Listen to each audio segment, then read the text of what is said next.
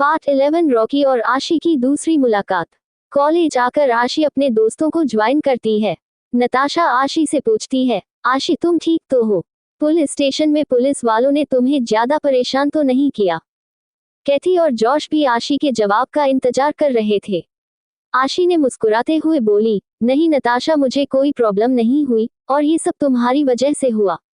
All thanks to you. अगर तुमने अपने भाई को सही टाइम पर नहीं भेजा होता तो मैं शायद इस वक्त यहाँ नहीं होती। नताशा, मैं तुम्हें जितना थैंक यू कहूँ उतना कम है। कोट। आशी की बात सुनकर नताशा मुस्कुराते हुए कहती है, इसमें थैंक यू की कोई बात नहीं है आशी, तू मेरी दोस्त है और दोस्ती का यही उसूल होता है, दोस्तों की मदद करना। आशी मुस्कुराते हुए कहती है, नताशा तू बहुत अच्छी है, मैं इस शहर में नई हूँ, अगर तू आज मेरी हेल्प नहीं करती तो पता नहीं मेरा क्या होता। Thank you so much. कहते हुए आशी नताशा को गले लगा लेती है। नताशा भी मुस्कुराते हुए उसे हक करती है। कैथी और जॉश भी उन दोनों को गले लगाते हैं। चारों दोस्तों की बॉन्डिंग धीरे धीरे स्ट्रांग हो रही है। तभी कैथी नताशा और आशी से कहती है, अरे यार बस बहुत हो गया, अब बंद करो अपना यह मेलोड्रामा। आज सैटरडे है, हमें अपना असाइनमेंट भी सबमिट करना है वरना कॉलेज बंद हो जाएगा। आज हाफ डे है, तुम्हें याद है ना? कैथी की बात सुनकर नताशा और आशी जल्दी से अलग होते हुए कहते हैं, अरे हाँ हाँ, हम तो भूल गए थे। चल यार चल जल्दी, नहीं तो हम लेट हो जाएंगे। कहते हुए आशी नताशा का हाथ पकड़कर और कैथी जॉश का हाथ पकड़कर जल्दी से क्लासरूम के अंदर जाते हैं। थोड़ी देर में चारों अपना असाइनमेंट सबमिट करके बाहर निकलते हैं।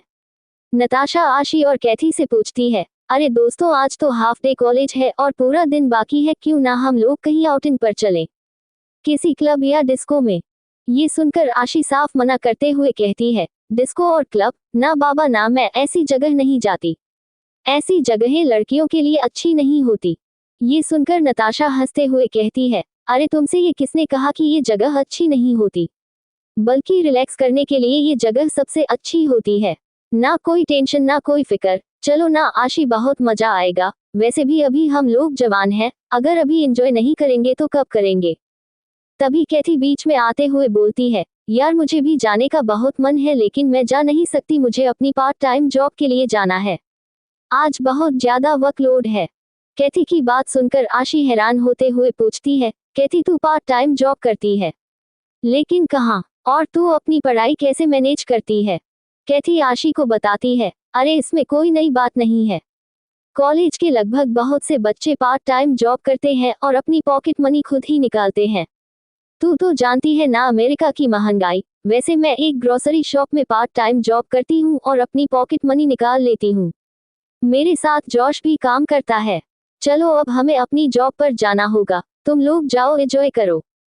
ये सुनकर आशी कैथी से कहती है, कैथी दरअसल मुझे भी एक जॉब की जरूरत है। तू तो जानती है ना मेरी फाइनेंशियल कंडीशन, पैसे का बहुत लोचा है यार। क्या तू मुझे भी अपने साथ पार्ट टाइम जॉब पर ले चलेगी? ये सुनकर कैथी मुस्कुराते हुए कहती है, आशी मुझे नहीं पता मेरे ग्रोसरी शॉप में वैकेंसी है या नहीं, लेकिन अगर तू चलना चाहती है तो चल, मैं बॉस से बात करूंगी। आशी एक्साइटेड होते हुए कैथी को गले लगा लेती है और खुश होते हुए कहती है, कैथी तू बहुत अच्छी है, थैंक यू सो मच, चल मैं तेरे साथ चलती हूँ। आशी नताशा से कहती है, सॉरी नताशा, मैं आउटिंग के लिए नहीं जा सकती, I hope you understand dear. Natasha मुस्कुराते हुए कहती है, आई नो आशी, तू जा, इट्स ओके, मैं अपने लिए कुछ और प्लान बना लूंगी। वैसे तुम लोगों को कहाँ जाना है? तुम कहो तो मैं अपनी कार में तुम्हें छोड़ दूं। ये सुनकर कैथी मुस्कुराते हुए कहती है, हाँ तुम हमें छोड़ दो, 24 मॉल के आगे। इतना सुनकर सभी दोस्त कार से 24 मॉल की तरफ निकल जाते हैं। आशी, जॉश और कैथी नताशा को बाय बोलकर जॉब के लिए चले जाते हैं। यहाँ आकर आशी को पता चलता है कि ग्रोसरी शॉप में कोई भी वैकेंसी खाली नहीं है। ये सुनकर आशी का चेहरा मायूस हो जाता है। कैथी उसे हिम्मत देते हुए कहती है, तुम चिंता मत करो, यहाँ जब भी कोई वैकेंसी खाली होगी मैं तुम्हें बता दूंगी। इतना सुनकर आशी चेहरे पर मुस्कान लेकर कैथी से कहती है, कोई बात नहीं कैथी, तुमने अपनी तरफ से कोशिश की, फिलहाल तुम अपना काम करो, मैं घर जा रही हूँ। इतना कहकर आशी वहां से निकल जाती है। रास्ते में आशी को भूख लग गई क्योंकि उसने सुबह ब्रेकफास्ट नहीं किया था। आशी अपने पर्स में देखती है, उसमें ज्यादा पैसे नहीं थे। उसका चेहरा मायूस हो जाता है क्योंकि वापस जाने के लिए भी उसे किराए के पैसे चाहिए। रेस्टोरेंट और मॉल का खाना महंगा होगा, यही सोचकर आशी कुछ ना खाने का तय करती है। आशी सड़क पार करके अपनी बस का वेट कर ही रही थी। तभी वह देखती है लगभग 75 साल की कोई औरत धीरे धीरे सड़क पार कर रही है। तभी अचानक उस बूढ़ी औरत के सामने एक ट्रक फुल स्पीड से दौड़ते हुए आ रहा था। ये देखकर आशी को उस बूढ़ी औरत के लिए चिंता होने लगती है। आशी उसे आवाज देकर दूर हटने के लिए बोलती है, लेकिन शायद बूढ़ी औरत उसकी बात को सुन नहीं पा रही थी। आशी का दिल जोरों से धड़कने लगा था। अब आशी के पास कोई और रास्ता नहीं बचा। वह दौड़कर उस बूढ़ी औरत को बचाने जाती है। ट्रक से टक्कर होने से जस्ट पहले आशी उस बूढ़ी औरत को हक कर लेती है, लेकिन ट्रक काफी करीब आ चुका था। अब आशी को लग रहा था कि वह अब नहीं जीने वाली, क्योंकि उसका दिमाग सुन्न पड़ चुका था। लेकिन तभी वहां कोई आकर उन दोनों को अपनी बाहों में कवर करते हुए घूमते हुए बड़ी ही चालाकी से साइड हो जाता है। मौत से मुलाकात होने के कुछ सेकंड पहले वह लोग बड़ी ही सफाई से सड़क के एक साइड आ चुके थे। आशी डर के मारे कांप रही थी। उस बूढ़ी औरत को तो किसी बात का एहसास ही नहीं था। उस इंसान ने आशी को बहुत ही जोर से अपने सीने से लगा रखा था। उस इंसान की दिल की धड़कन भी जोरों से चल रही थी। ऐसा लग रहा था जैसे दिल धड़कते धड़कते अचानक बंद हो जाएगा। कुल 2 मिनट के बाद आशी अपने आप को किसी तरह संभालते हुए, जब उसे ऐसा महसूस होता है कि उसे कुछ नहीं हुआ, वह धीरे धीरे अपनी नजर उठाकर उस इंसान के चेहरे की तरफ देखती है। उस इंसान को देखते ही आशी की आंखों में चमक आ गई और चेहरे पर एक प्यारी सी मुस्कान। वह इंसान भी तेज सांसों के साथ आशी के चेहरे की तरफ देख रहा था। यह इंसान कोई और नहीं बल्कि रॉकी था। Rocky Davidson, the rock star, जिससे आशी पहले भी मिल चुकी है। रॉकी तेज सांस लेते हुए आशी देखकर चिंता जताते हुए कहता है, आर यू ओके? तुम्हें कहीं चोट तो नहीं आई? तुम ठीक हो ना? आशी रॉकी के चेहरे की तरफ देखकर मीठी सी मुस्कान के साथ कहती है, yes I am okay, thank you मुझे बचाने के लिए। तभी वह बूढ़ी औरत, जो उन दोनों के बीच में दबी हुई थी, वह धीरे धीरे कसमसाने लगती है और इरिटेट होने लगती है। यह महसूस करके आशी और रॉकी एक दूसरे से अलग होते हैं। अब जाकर उस बूढ़ी औरत की जान में जान आई। रॉकी आशी से पूछता है, तुम यहाँ क्या कर रही हो? और तुम सड़क के बीच पर क्यों आई? तुम्हें कुछ हो जाता तो? रॉकी की बात में चिंता साफ झलक रही थी। आशी मासूमियत से बूढ़ी औरत की तरफ इशारा करते हुए बताती है, मैं उन्हें बचाने गई थी, लेकिन ट्रक बहुत नजदीक आ गया तो मेरा दिमाग ही काम नहीं किया। रॉकी एक नजर उस बूढ़ी औरत को देखकर आशी पर गुस्सा होते हुए कहता है, दूसरों की जान बचाने के चक्कर में अगर तुम्हें कुछ हो जाता तो? हाँ, तो मेरा क्या होता? एक बार भी सोचा है तुमने? रॉकी ने फ्लो में ये बातें कह दी थी। उसे बिल्कुल भी ध्यान ही नहीं रहा कि वह क्या कह रहा है। रॉकी की यह बात आशी को समझ नहीं आती। वह हैरान होते हुए रॉकी से पूछती है, आपके कहने का क्या मतलब है? मुझे कुछ हो जाता तो आपका क्या बिगड़ जाता? वैसे भी मेरे रहने या ना रहने से किसी को क्या फर्क पड़ता है? ये बात सुनते ही रॉकी आशी को कंधे से पकड़कर उसे झकझोरते हुए कहता है, मुझे क्या फर्क पड़ता है? मुझे फर्क पड़ता है बिकॉज आई। इससे पहले कि रॉकी कुछ कह पाता, उसने अपनी जुबान को रोक लिया और खुद को संभालते हुए बोला, आज के बाद ऐसा कुछ भी मत करना जिससे तुम्हें नुकसान पहुंचे या तुम खतरे में आ जाओ, क्योंकि मैं ये हरगिज बर्दाश्त नहीं कर सकता। रॉकी की बात आशी के दिमाग के ऊपर से जा रही थी। वह मासूमियत से अपनी आंखें तितली की तरह फड़फड़ाते हुए पूछती है, आपके कहने का मतलब क्या है? मैं कुछ समझ नहीं पा रही। और मैंने जानबूझकर खुद को खतरे में नहीं डाला। वैसे आप यहाँ क्या कर रहे हैं? और आपने मेरी जान क्यों बचाई? अगर आपको कुछ हो जाता तो? मैं तो आपकी कुछ भी नहीं लगती। ये बात सुनते हुए रॉकी उसके चेहरे की तरफ देखते हुए कहता है, वह दरअसल मैं यहाँ से अपने कॉन्सर्ट के लिए जा रहा था, फिर रास्ते में तुम्हें देखा। तुम्हें मुसीबत में देखकर खुद को रोक नहीं पाया तुम्हें बचाने से। तुम मेरी क्या हो मैं खुद नहीं जानता, लेकिन एक रिश्ता है जो मेरा तुमसे जुड़ चुका है। रिश्ता? कैसा रिश्ता? आशी ने हैरान होते हुए पूछा। दोस्ती का रिश्ता, हम लोग दोस्त हैं ना? ये सुनकर आशी मुस्कुराते हुए कहती है, अरे हाँ, हम दोनों तो दोस्त हैं।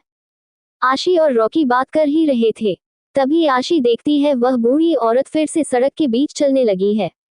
आशी जल्दी से जाकर उनका हाथ पकड़ लेती है और उनसे पूछती है, दादी माँ आप कहाँ जा रही हैं? आप मुझे बताइए, मैं आपको लेकर चलती हूँ। आशी की बात का वह बूढ़ी औरत कोई जवाब नहीं दे पाती, वो बस जमीन को देख रही थी। उस बूढ़ी औरत की कंडीशन को देखकर रॉकी समझ जाता है और आशी को बताता है, आशी आई थिंक इनकी मेंटल कंडीशन ठीक नहीं है और यह रास्ता भटक चुकी है, शायद हमें इन्हें इनके घर तक पहुंचाने के लिए पुलिस की हेल्प लेनी होगी। ये सुनकर आशी रॉकी को समझाते हुए कहती है, नहीं, पुलिस को बुलाने से पहले हमें आसपास पता कर लेना चाहिए। शायद ये किसी की रिश्तेदार हो और उसके घर वाले इन्हें ढूंढने के लिए परेशान हो रहे हो। आप रुकिए, मैं आसपास पता करती हूँ। इतना कहकर आशी जैसे ही आसपास पता करने को होती है, रॉकी ने उसे रोकते हुए कहा, तुम रहने दो, मैं पता करता हूँ, तुम्हें प्रॉब्लम होगी। रॉकी की बात सुनकर आशी रॉकी को ऊपर से नीचे तक देखते हुए कहती है, आप इस हालत में लोगों से हेल्प मांगने जाएंगे? आशी की बात सुनकर रॉकी अपने आप को ऊपर से नीचे तक देखते हुए कहता है, क्या हुआ, कोई प्रॉब्लम है क्या? आशी हंसते हुए कहती है, नहीं, कोई प्रॉब्लम नहीं है, लेकिन इस वक्त आप सुपरस्टार लग रहे हैं, जो कि आप हैं भी। वह तो शुक्र मनाए कि इस वक्त बस स्टैंड पर ज्यादा भीड़ नहीं है, वरना आपको आपके फैन छोड़ते नहीं। अगर लोगों को पता चला कि एक सुपरस्टार उनके बीच है, तो आपकी खैर नहीं। अपने काम पर जाइए, मैं इन दादी माँ को देख लूंगी। कौन है ये बूढ़ी औरत? क्या रॉकी भी करता है आशी से प्यार? क्या वो बचा पाएगा आशी को अपने है बड़े भाई से? रॉकी आशी को देखकर मुस्कुराते हुए कहता है, तुम चिंता मत करो, मैं अपने गार्ड को आंटी की फैमिली को ढूंढने के लिए लगा देता हूँ। तब तक हम लोग पास के किसी रेस्टोरेंट में खाना खा लेते हैं, तुमसे बहुत सारी बातें करनी है। ये सुनकर आशी हैरान होते हुए कहती है, लेकिन इन बूढ़ी दादी को? रॉकी मुस्कुराते हुए कहता है, इन्हें भी हम अपने साथ लेकर चलते हैं, बाकी मेरे गार्ड यहाँ पर हैं, कोई इन्हें पूछने के लिए आएगा तो वह लोग संभाल लेंगे, और कुछ लोग ढूंढने जा रहे हैं इनके फैमिली मेंबर को। तुम्हें चिंता करने की जरूरत नहीं है, वैसे भी कब तक धूप में बैठोगी, या इनके फैमिली मेंबर को ढूंढोगी, एक से भले 10। रॉकी की बात आशी को भी सही लगती है, वह कब तक यहाँ बैठकर उनकी फैमिली मेंबर का इंतजार करेगी। वैसे भी आशी को भूख लगी थी, इसलिए वह भी रॉकी के साथ रेस्टोरेंट में जाने के लिए तैयार हो जाती है। रेस्टोरेंट में आकर रॉकी मेन्यू कार्ड आशी को देते हुए कहता है, तुम अपने लिए कुछ खाने के लिए ऑर्डर कर लो। आशी मेन्यू में से कुछ वेजिटेरियन खाना ऑर्डर करने के लिए लिस्ट देखती है, लेकिन उसे कोई भी डिश समझ नहीं आ रही थी, क्योंकि सब इंग्लिश में अलग अलग नामों से था। आशी को इनमें वेजिटेरियन खाना समझ नहीं आ रहा था। आशी रॉकी से कहती है, मैं क्या ऑर्डर करूं, मुझे तो कुछ भी समझ नहीं आ रहा। रॉकी हैरान होते हुए पूछता है, क्या हुआ, कोई प्रॉब्लम है क्या? आशी मासूम बच्चों जैसा चेहरा बनाकर बताती है, दरअसल मैं वेजिटेरियन हूं और इस लिस्ट में मुझे समझ नहीं आ रहा कि मैं कौन सा खाना ऑर्डर करूं। आशी की बात सुनकर रॉकी मुस्कुराते हुए कहता है, लाओ मैं तुम्हारी हेल्प करता हूं। रॉकी मेन्यू पढ़कर कुछ खाने की डिश ऑर्डर कर देता है। थोड़ी ही देर में खाना आ चुका था। आशी खाना खाने से पहले उस बूढ़ी दादी माँ का खाना खाने के लिए देती है, लेकिन वह बूढ़ी औरत अपने हाथ से खा नहीं पा रही थी। ये देखकर आशी उन्हें रोकते हुए कहती है, आप रहने दीजिए, मैं खिला देती हूँ। फिर आशी चम्मच से थोड़ा सा सूप लेकर उन बूढ़ी औरत को खिलाने लगती है। वह बड़े ही प्यार से एक हाथ में नैपकिन लेकर दूसरे हाथ से खिला रही थी और रह रहकर उन बूढ़ी औरत का मुंह भी पोंछ रही थी। रॉकी आशी का केयरिंग नेचर देखकर और भी ज्यादा इम्प्रेस हो रहा था। रॉकी देखता है आशी उन बूढ़ी औरत को खिलाने में बिजी है। रॉकी ने आशी से कहा, तुम भी खाना खाओ, पहले दादी माँ को खिला देती हूँ, फिर खा लूंगी, आप खाइए। आशी ने मुस्कुराते हुए जवाब दिया। ये सुनकर रॉकी ने अपने हाथों से खाने की एक बाइट बनाई और आशी के मुंह के आगे करते हुए कहा, तुम मेरे हाथ से खाओ। आशी एक पल हैरान होकर रॉकी की तरफ देख रही थी। रॉकी मुस्कुराते हुए आशी की तरफ अपने हाथों को बढ़ा चुका था। कुछ पल सोचने के बाद आशी ने भी बिना कोई रिएक्शन दिए अपना मुंह खोल दिया। रॉकी भी अपनी चेयर को थोड़ा सा आशी की चेयर के पास लेकर आ गया। रॉकी आशी को खाना खिला रहा था और आशी दादी माँ को। रॉकी मुस्कुराते हुए आशी के चेहरे की तरफ ही देख रहा था और अपना भी खाना खा रहा था। रॉकी ने आशी से पूछा, एक बात बताओ, तुमने उस दिन मुझे कॉल क्यों नहीं किया? मैं तुम्हारे कॉल का इंतजार कर रहा था। क्या तुम मुझसे दोबारा बात नहीं करना चाहती थी? रॉकी की बात सुनकर आशी को उस दिन की घटना याद आई, जब रात को वह अपने घर आई थी और क्रिश से उसकी पहली मुलाकात हुई थी, जिसे याद कर उसका चेहरा मायूसी से भर गया। लेकिन कुछ पल बाद आशी ने खुद को संभालते हुए रॉकी को बताया, मैं आपको कॉल कैसे करती, आपने मेरे हाथ पर अपना नंबर लिखा था और घर जाकर जब मैंने शावर लिया तो वह नंबर डिलीट हो गया। ये सुनकर रॉकी मुस्कुराते हुए बोला, अच्छा कोई बात नहीं, तुम दोबारा मेरा नंबर ले लो। जब भी तुम्हें मेरी हेल्प की जरूरत हो या मुझसे मिलने का मन हो तो मुझे कॉल करना। वैसे भी अब हम दोनों दोस्त हैं तो मुलाकातें तो होनी ही चाहिए। इस बार मैं तुम्हारे हाथ पर अपना नंबर नहीं लिखूंगा, ये लो मेरा कार्ड और प्लीज इसे मत खो देना। कहते हुए रॉकी ने अपना कार्ड निकालकर आशी को दिया। आशी ने भी मुस्कुराते हुए वह कार्ड लेकर अपने पर्स में रख लिया। थोड़ी देर में सभी का खाना फिनिश हो गया। जब बिल देने की बारी आई तो आशी ने अपना पर्स चेक किया। ये देखकर रॉकी मुंह बनाते हुए बोला, आशी तुम क्या मेरी इंसल्ट करना चाहती हो? आशी को रॉकी की बात का मतलब समझ नहीं आया, इसलिए उसने उसके चेहरे की तरफ देखते हुए पूछा, मतलब साफ है आशी, तुम क्या मुझे इतना निकम्मा समझती हो कि मैं लड़कियों से पैसे लूंगा, और वैसे भी आज की ट्रीट मेरी तरफ से थी, इसलिए तुम गलती से भी अपने पर्स से पैसे मत निकालना। रॉकी ने अपना कार्ड वेटर को दिया जिससे बिल पे हो गया। खाना खाकर रॉकी और आशी वापस उसी बस स्टैंड के पास आते हैं। यहाँ आकर रॉकी ने अपने लोगों से पूछा, क्या इन बूढ़ी माँ की फैमिली के बारे में कुछ पता चला? रॉकी के गार्ड्स ने बताया, सॉरी बॉस, यहाँ कोई भी इन्हें पूछने नहीं आया। ये सुनकर आशी का चेहरा मायूस हो गया, जिसे देखकर रॉकी ने बोला, अरे तुम परेशान मत हो, हम इनकी फैमिली मेंबर को ढूंढ लेंगे। वैसे मेरे ख्याल से अब हमें पुलिस में रिपोर्ट कर देनी चाहिए, शायद वहाँ कोई मिसिंग कंप्लेंट हो। अब रॉकी की बात आशी को भी सही लगी, इसलिए वह भी पुलिस में मिसिंग कंप्लेंट दर्ज करवाने के लिए जाने के लिए तैयार हो गई। वह लोग जैसे ही कार में बैठने वाले थे तभी पीछे से किसी ने आवाज देते हुए कहा, दादी माँ आप यहाँ। थैंक गॉड आप मिल गई। इस आवाज को सुनते ही आशी और रॉकी ने पीछे पलटकर देखा, जहां लगभग 25 साल का लड़का अपने चेहरे पर बड़ी सी मुस्कान लेकर खड़ा है, जिसे देखकर आशी और रॉकी हैरानी से एक दूसरे के चेहरे की तरफ देखने लगे। वह इंसान जल्दी से आकर उस बूढ़ी माँ को गले लगाते हुए उनके माथे को चूमते हुए बड़े प्यार से बोला, थैंक गॉड आप मिल गई, अगर आपको कुछ हो जाता तो मैं क्या करता? आप कहाँ चली गई थी, मैंने आपको कितना ढूंढा। उस इंसान की बात सुनकर रॉकी आगे आते हुए बोला, क्या तुम इन्हें जानते हो? ये तुम्हारी क्या लगती है? उसने रॉकी को बताया, यह मेरी दादी माँ है। इनकी दिमागी कंडीशन ठीक नहीं है, इसलिए कभी कभी इधर उधर चली जाती है। मैं इनका बहुत ध्यान रखता हूँ, फिर भी आज लापरवाही के चलते ये घर से बाहर निकल गई। थैंक गॉड कि आप लोगों ने उनका ख्याल रखा। ये सुनकर आशी आगे आते हुए पूछती है, लेकिन आपको देखकर तो नहीं लगता कि यह आपके दादी माँ है?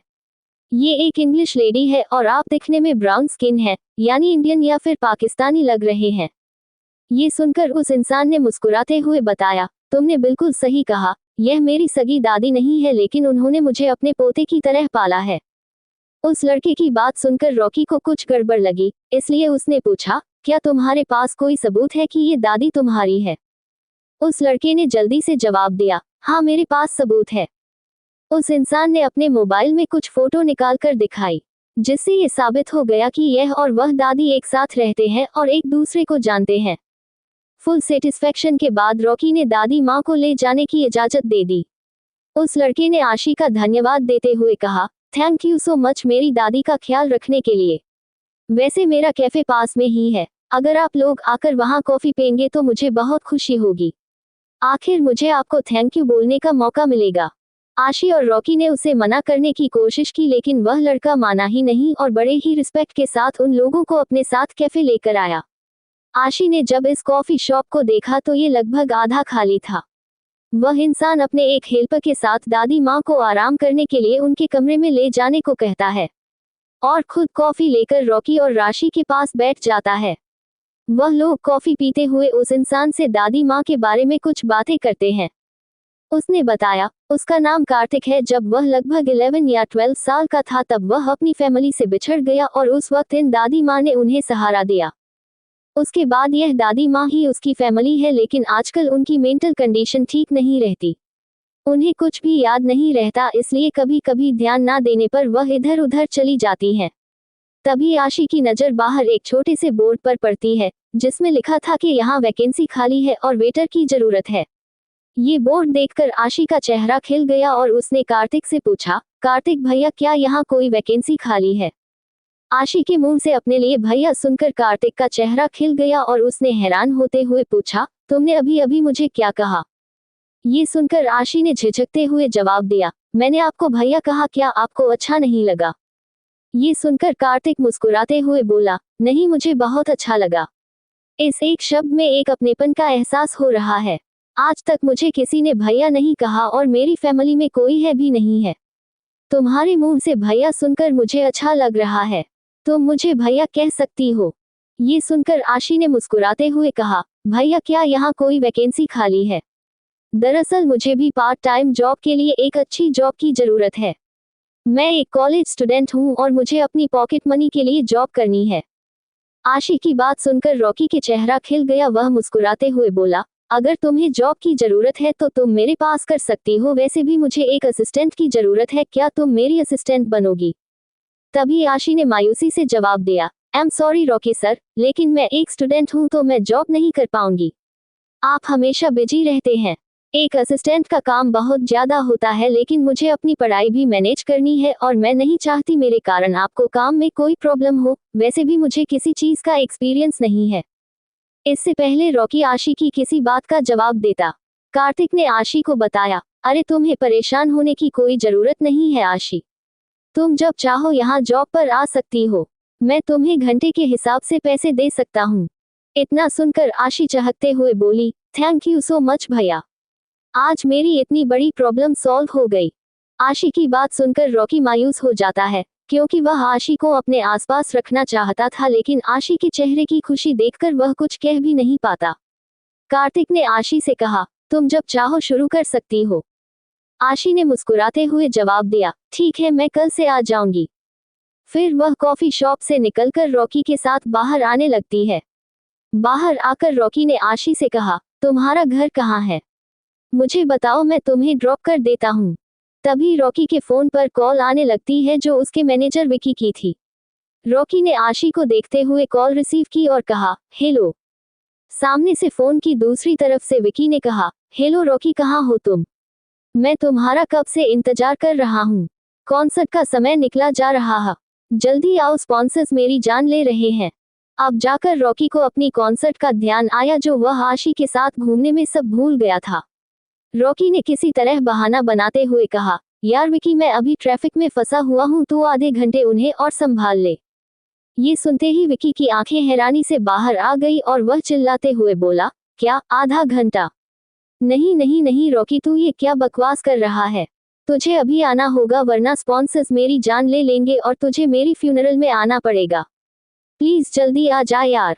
आशी भी फोन पर किसी के गिड़गिड़ाना की आवाज सुन रही थी, इसलिए उसने मुस्कुराते हुए रॉकी से कहा, आप जाइए, मैं खुद चली जाऊंगी, आपने मेरी इतनी हेल्प की वही बहुत है। आशी की बात को रॉकी भी नजरअंदाज नहीं कर पाया, क्योंकि उसका दोस्त मुसीबत में था और रॉकी सचमुच अपने कॉन्सर्ट के लिए काफी लेट हो चुका था। रॉकी ने विकी को बताया, मैं 10 मिनट में आ रहा हूँ। कॉल कट होने के बाद रॉकी ने मुस्कुराते हुए आशी से कहा, फिलहाल तो मैं जा रहा हूँ, लेकिन बहुत जल्द मुलाकात होगी और प्लीज इस बार तुम मुझे कॉल करना, मैं तुम्हारी कॉल का वेट करूंगा। अब मैं चलता हूँ। कहकर रॉकी जैसे ही कार की तरफ आगे बढ़ा, अचानक उसके मन में कुछ ख्याल आया और वह आशी की तरफ देखते हुए बोला, मैं एक बहुत ही बड़े कॉन्सर्ट के लिए जा रहा हूँ, क्या तुम दोस्त होने के नाते मुझे बेस्ट ऑफ लक नहीं करोगी? आशी ने मुस्कुराते हुए अपना हाथ आगे बढ़ाते हुए कहा, मेरी तरफ से आपके लिए बहुत बड़ा बेस्ट ऑफ लक, तुम्हारा कॉन्सर्ट बहुत अच्छा हो। ये देखकर रॉकी ने मुंह बनाते हुए कहा, इस तरह से बेस्ट ऑफ लक कहोगी? दोस्त ऐसे बेस्ट ऑफ लक नहीं कहते। आशी ने हैरान होते हुए अपने हाथों को देखा, फिर रॉकी से पूछा, तो फिर कैसे करते हैं? रॉकी ने मुस्कुराते हुए आशी को गले लगाया और उसकी पीठ थपथपाते हुए कहा, ऐसे बेस्ट ऑफ लक कहा जाता है। ये देखकर आशी भी मुस्कुराते हुए रॉकी की पीठ थपथपाते हुए बोली, मैं अपने कान्हा जी से प्रार्थना करूंगी आपका कॉन्सर्ट सुपर डुपर हिट हो। अब ठीक है, रॉकी ने मुस्कुराते हुए जवाब दिया, हाँ अब ठीक है। वैसे मैं तुम्हें छोड़ने नहीं जा सकता, लेकिन मैं अपनी एक गाड़ी एक ड्राइवर के साथ तुम्हारे साथ भेज देता हूँ, वह तुम्हें घर छोड़ देगा और तुम इस बार कोई भी नाटक नहीं करोगी, समझी? रॉकी की बात सुनकर आशी ने भी मासूम बच्चों जैसे मुंह बनाकर हाँ में जवाब दिया। रॉकी ने एक गार्ड और ड्राइवर को आशी को उसके घर छोड़ने का बोलकर अपने कार में बैठकर कॉन्सर्ट के लिए निकल गया और रॉकी भी ड्राइवर और कार के साथ अपने घर के लिए निकल गई। आशी इस बात से अनजान थी कि कोई दूर खड़ा होकर उसे अपनी जलती हुई निगाहों से देख रहा है। जिसका चेहरा इस वक्त हद से ज्यादा कठोर है और उसने अपने गुस्से से मुठियां कस ली हैं। यह कोई और नहीं बल्कि कृष था, जो पास के ही हाईवे से अपनी कार से निकल रहा था और उसने अपनी कार की मिरर से आशी को देख रहा था जो किसी लड़के के गले लग रही थी। कृष ने जैसे ही अपनी कार रुकवाई उसने देखा आशी किसी लड़के से मुस्कुरा कर बात कर रही है और उसके गले लग रही है। हालांकि कृष उस लड़के का चेहरा नहीं देखा था, क्योंकि उस लड़के की पीठ कृष की तरफ थी, लेकिन उसने आशी को बहुत ही साफ तरीके से देखा था। कृष अपनी जलती हुई निगाहों से आशी को घूरते हुए अपने आप से कहता है, तुमने ये बहुत गलत किया फायरफ्लाई, मैंने तुम्हें वार्न किया था कि किसी के भी करीब मत जाना, लेकिन तुमने मुझे बहुत हल्के में लिया। अब देखो क्रिश डेविडसन क्या करता है, रात को मिलते हैं फायरफ्लाई। कहते हुए क्रिश ने अपने हाथों से इशारा किया और ड्राइवर ने कार स्टार्ट कर दी। क्या करने वाला है क्रिश आशी के साथ? क्या होगा जब क्रिश जानेगा कि वो लड़का कोई और नहीं बल्कि उसका भाई रॉकी है? ऐसी ही डार्क रोमांटिक कहानी आगे सुनने के लिए चैनल को सब्सक्राइब करो। शाम के लगभग 5 o'clock बजे आशी अपने फ्लैट पहुंच चुकी थी। आज दिन भर इतना कुछ हुआ था, उससे आशी काफी थक चुकी थी।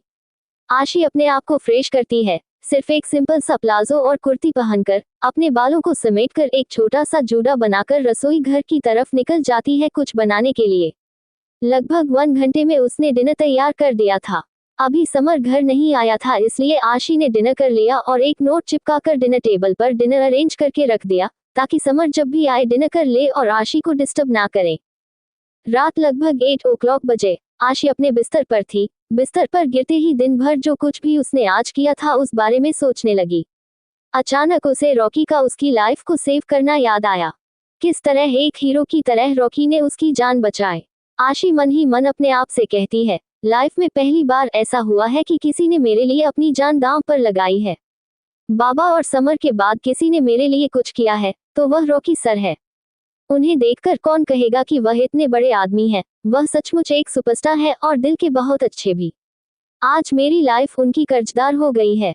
आशी इन बातों को कहते हुए रॉकी के साथ बिताए हुए पलों को याद करने लगती है और उन्हें याद करते हुए उसके चेहरे पर एक प्यारी सी मुस्कान आ जाती है।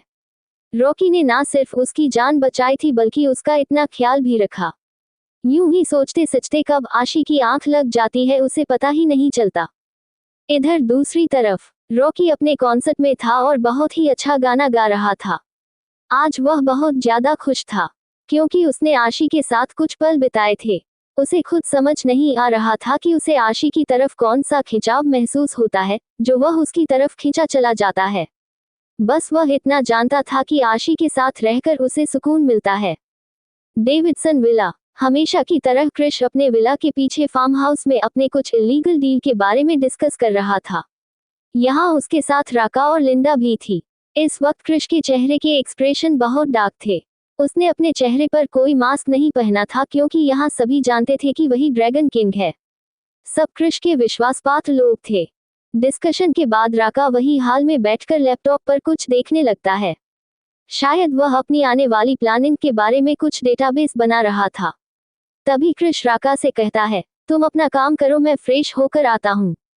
इतना कहने के बाद क्रिश उस फार्म हाउस के एक बहुत ही खूबसूरत रूम में पहुंचता है। ये वही रूम है जहां क्रिश ज्यादातर एकांत में समय बिताता है। क्रिश बाथरूम में जाकर शावर लेने लगता है। इस वक्त वो काफी थका हुआ महसूस कर रहा था। शावर का पानी चेहरे पर गिरते ही उसने अपनी आंखें बंद कर ली। बंद आंखों के सामने उसे आशी का चेहरा नजर आने लगा। आशी की मासूम काली गहरी आंखें और उन आंखों में बेहिसाब आंसू जो क्रिश के कारण थे, जिन्हें याद करके क्रिश को अपने अंदर कुछ टूटा हुआ सा महसूस होने लगा था। ना जाने क्यों आशी की आंखों के आंसू याद कर क्रिश को बिल्कुल भी अच्छा नहीं लग रहा था। तभी उसके ख्यालों में आशी का रॉकी के साथ गले मिलना है याद आता है। हालांकि उसने रॉकी का चेहरा नहीं देखा था, लेकिन उसको इतना पता था कि वह किसी लड़के से गले मिल रही है। ये याद आते ही उसके तन बदन में आग लगने लगती है। क्रिश ने गुस्से में अपनी मुठ्ठियां कस ली और एक पंच बाथरूम की दीवार पर दे मारा। ये पंच इतना जोरदार था कि क्रिश के हाथों से खून निकलने लगा और दीवार में दरारें पड़ गई, लेकिन क्रिश को दर्द का कोई एहसास नहीं हुआ। क्रिश के ठीक सामने एक मिरर लगा हुआ था, जिसमें वह अपने अक्स को देखते हुए गुस्से से दांत पीसते हुए कहता है, तुम्हारी हिम्मत कैसे हुई उसके करीब जाने की? मैंने तुम्हें मना किया था फायरफ्लाई, लेकिन तुमने मेरी बात को सीरियसली नहीं लिया। अब देखो मैं क्या करता हूँ। पनिशमेंट के लिए तैयार हो जाओ फायरफ्लाई। कहते हुए क्रिश अपने चेहरे पर एक डेविल स्माइल लाता है और बाथरूम से निकलकर बाहर आता है। इस वक्त उसने अपने लोअर बॉडी में सिर्फ टॉवल लपेट रखा था और दूसरे टॉवल से अपने बालों को पोंछ रहा था। वह अपने बालों को पोंछते हुए जैसे ही आईने के सामने आता है, आईने की रिफ्लेक्शन में उसकी नजर बेड पर जाती है, जिसे देखकर उसके चेहरे के एक्सप्रेशन बदल जाते हैं और चेहरा नॉर्मल हो जाता है। क्रिश जल्दी से पलटकर बेड पर देखता है जहां लिंडा एक हॉट सेक्सी नाइटी पहनकर बड़े ही स्टाइल के साथ बेड पर लेटी हुई है। यह नाइटी पूरी तरह से नेट से बनी हुई थी और 99% ट्रांसपेरेंट थी, जो लिंडा के थाई से भी काफी ऊपर तक थी। लिंडा गजब की खूबसूरत है, ब्लॉन्ड बाल, लंबी टांगे, दूध सी गोरी, उसके सभी एकदम परफेक्ट थे, बिल्कुल जैसे क्रिश को पसंद है। लिंडा ने ब्लैक कलर की इस नाइटी के अंदर रेड अंडरगारमेंट पहन रखे थे, जिसमें वह बहुत ही ज्यादा हॉट और सेक्सी नजर आ रही थी।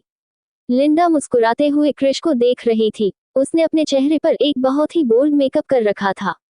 उसका गोरा बदन उस नाइटी में चमक रहा था, जिसे देखकर किसी की भी दिल की धड़कनें सुपरफास्ट ट्रेन की तरह दौड़ने लगे। लिंडा ने क्रिश को देखा और मुस्कुराते हुए अपनी उंगली से इशारा करते हुए अपने पास आने का इनविटेशन दिया। उसकी अदा इस वक्त बहुत ही ज्यादा सेक्सी लग रही थी।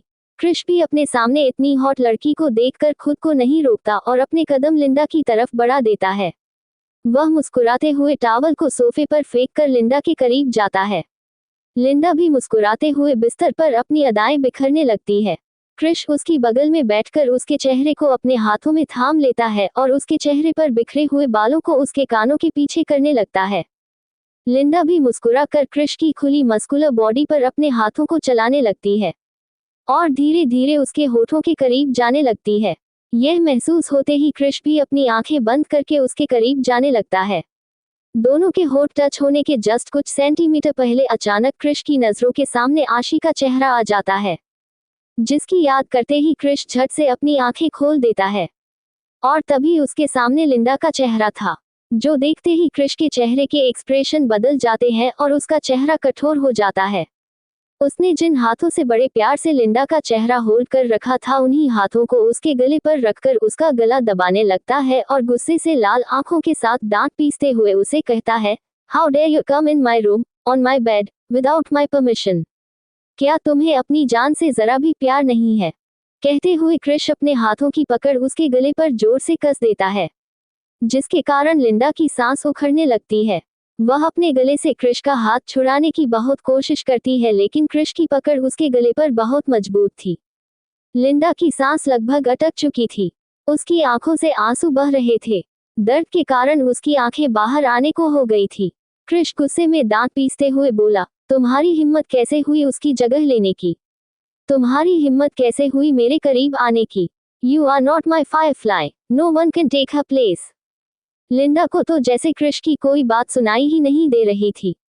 उसके लिए तो हर एक पल उसे मौत के करीब ले जा रहा था। हर एक पल के साथ उसकी सांसें उखड़ रही थी और क्रिश को रह रह के आशी का चेहरा नजर आ रहा था, जिसे याद कर करके उसे लिंडा पर और गुस्सा आ रहा था। I just need my firefly, no one can take her place, she is only mine and I am only hers, I will not let anyone come between us. वह सिर्फ मेरी है और मैं सिर्फ उसका, हमारे बीच में किसी को नहीं आने दूंगा। कहते हुए क्रिश का चेहरा हद से ज्यादा डार्क होता जा रहा था। उसकी आंखों में खून उतर आया था। अचानक उसे बीच सड़क पर आशी का उस लड़के के गले लगना याद आने लगा, जिसे याद कर उसका चेहरा और भी ज्यादा डरावना हो गया। उस लड़के को याद करते हुए गुस्से से चिल्लाते हुए कहता है, योर माइन, ओनली माइन। तुम सिर्फ मेरी हो, सिर्फ मेरी। अब तक लिंडा बेहोश होने वाली थी। उसकी आंखें बंद हो चुकी थी। वह अपने हाथ पैर मारते हुए थक चुकी थी और अब उसने स्ट्रगल करना भी बंद कर दिया। क्रिश ने लगभग उसे मार ही दिया था, लेकिन तभी अचानक क्रिश के डोर पर राका नॉक करने लगता है।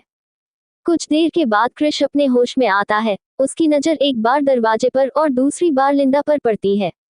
वह गुस्से में लिंडा को झटके से दीवार की तरफ फेंक देता है, जिसके कारण लिंडा बिस्तर से नीचे गिर जाती है। उसके सिर पर चोट लग जाती है और खून बहने लगता है। लिंडा अब तक बेहोश हो चुकी थी और क्रिश को इस बात का कोई एहसास नहीं था। क्रिश बिना लिंडा को देखे दरवाजा खोलता है। उसके सामने राका खड़ा था। कृष ने राका को घूर कर देखा तो राका कृष का डरावना चेहरा देखकर समझ चुका था कि कृष इस वक्त बहुत बुरे मूड में है, जो देखकर राका अंदर तक कांप गया और उसने झटके से अपना चेहरा नीचे कर लिया। कृष ने उसे घूर कर देखते हुए पूछा, व्हाट? राका ने डरते हुए बताया, किंग, नई प्लानिंग तैयार हो चुकी है, आप एक बार चलकर उसे देख लीजिए। ये सुनकर कृष ने बिना किसी एक्सप्रेशन के राका को जवाब दिया, ओके, तुम चलो, मैं नीचे आता हूँ। फिर एक नजर लिंडा की तरफ देखते हुए कहा, pick up this garbage and throw it out. इस कूड़े को उठाओ और यहाँ से बाहर फेंको, और ध्यान रहे आज के बाद यह मुझे मेरे बेडरूम में नजर नहीं आनी चाहिए, वरना तुम दोनों की खैर नहीं। ओके किंग, कहते हुए राका डर के मारे कांप रहा था, क्योंकि कृष राका पर गुस्सा बहुत कम ही किया करता था। अपनी बात को पूरा करने के बाद कृष कपड़े पहनने गुस्से से क्लोजेट की ओर चला जाता है और राका लंबी गहरी सांस लेकर जल्दी से लिंडा को उस कमरे से बाहर घसीटते हुए निकालता है, क्योंकि लिंडा इस समय बेहोश थी और उसके सर से खून बह रहा था। ये देखकर राका उसे जल्दी से अपनी बाहों में उठा लेता है और एक सर्वेंट को चिल्लाते हुए कहता है, clean the mess and call the doctor. Raka की घबराई हुई आवाज सुनकर कुछ सर्वेंट कमरे को क्लीन करने भाग कर आते हैं और एक गार्ड ने डॉक्टर को कॉल कर दिया था। राका बेहोश लिंडा को परेशानी भरी नजरों से देख रहा था। वह जल्दी से लिंडा को दूसरे बेडरूम में लेटा देता है। लिंडा को लेटाने के बाद राका अपने आप से कहता है, ओह माय गॉड, आखिर किन को हो क्या गया है? आज तक तो उन्होंने लिंडा को इतनी बुरी तरह से टॉर्चर नहीं किया। तभी राका लिंडा के कपड़ों को देखता है और उसे कुछ कुछ इस बात का अंदाजा हो जाता है कि आखिर वहां क्या हुआ होगा, लेकिन पूरी बात की जानकारी उसे सिर्फ लिंडा दे सकती थी, जो इस वक्त बेहोश थी। फिलहाल उसकी कंडीशन ऐसी नहीं थी कि वह किसी भी सवाल का जवाब दे। राका शुक्र मना रहा था कि कृष ने लिंडा की जान नहीं ली। तभी राका को ख्याल आता है कि उसे हॉल में जाना चाहिए, क्योंकि अगर कृष उसके वहां पहुंचने से पहले पहुंच गया तो राका को कृष के गुस्से से कौन बचाएगा। यही सोचकर राका जल्दी से एक सर्वेंट को यह इंस्ट्रक्शन देता है कि डॉक्टर अगर आए तो लिंडा का चेकअप करा दिया जाए। राका का ऑर्डर सुनकर सर्वेंट भी सिर झुकाकर हाँ में जवाब देता है और राका बिना एक पल की देरी किए वहां से हॉल की तरफ निकल गया। इधर दूसरी तरफ कृष अपने कमरे में क्लोजेट से एक ब्लैक टी शर्ट और लोअर पहनकर अपनी कार की चाबी लेकर बाहर निकला। हॉल में राका उसका इंतजार कर रहा था, लेकिन कृष उसे इग्नोर करके बाहर की तरफ निकलने लगा। तभी राका ने उसे पीछे से आवाज देते हुए कहा, किंग डेटाबेस। इससे पहले कि राका आगे कुछ कह पाता, कृष बिना उसकी तरफ देखे बाहर निकलते हुए उसे जवाब देता है, later, I have some important work. Raka Krish को इस तरह से जाते हुए देख रहा था, लेकिन आगे कुछ नहीं कह पाता, क्योंकि कृषि से कुछ भी सवाल करने की उसकी हिम्मत नहीं है। वह परेशान था कि आखिर इस वक्त कृष को ऐसा भी कौन सा जरूरी काम है जिसके बारे में राका को नहीं पता। तभी वहां डॉक्टर आता है और डॉक्टर को देखकर राका उन्हें अपने साथ लिंडा के कमरे में ले जाता है, जहां उसका चेकअप होगा। इधर दूसरी तरफ इस वक्त रात के लगभग 11:30 बज रहे थे और कृष ड्राइवर के साथ आशी के घर की तरफ निकल चुका था। क्या करने वाला है क्या कृष आशी के साथ? सिर्फ किस या और भी कुछ? क्या आशी बर्दाश्त कर पाएगी कृष का ये साइको नेचर? रात लगभग 12:30 बजे कृष आशी के घर के ठीक सामने था। वह कार में बैठे हुए भी बाहर से देख सकता था। आशी के कमरे की लाइट बिल्कुल डिम थी। कृष ने कार में बैठे हुए ही अपने आप से कहा, I am coming my Firefly.